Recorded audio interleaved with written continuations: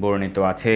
যুধিষ্ঠির বললেন, হে বাসুদেব, আষাঢ় মাসের কৃষ্ণপক্ষিয়া একাদশী মাহাত্ম্য কৃপাপূর্বক আমাকে বলুন। শ্রীকৃষ্ণ বলেন, হে মহারাজ, সকল পাপদূরকারিণী ও মুক্তিপ্রদ এই উত্তম ব্রতের কথা বলছি, আপনি শ্রবণ করুন। আষাঢ় মাসের কৃষ্ণপক্ষিয়া একাদশী যোগিনী নামে খ্যাত। মহাপাপদূরকারী এই তিথি ভবসাগরে পতিত মানুষের উদ্ধার লাভের একমাত্র নৌকা স্বরূপ।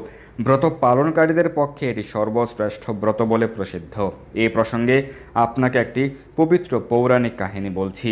অলকানগরে শিবভক্ত পরায়ণ কুবের নামে এক রাজা ছিল। তিনি প্রত্যহ শিব পূজা করতেন। তার হেমমালী নামে একজন মালী ছিল। প্রতিদিন শিব পূজার জন্য মানস সরোবর থেকে সে ফুল তুলে যক্ষরাজ কুবেরকে দিত। বিশালাক্ষী নামে হেমমালীর এক পরমা রূপবতী পত্নী ছিল। সে তার সুন্দরী পত্নীর প্রতি অত্যন্ত আসক্ত ছিল।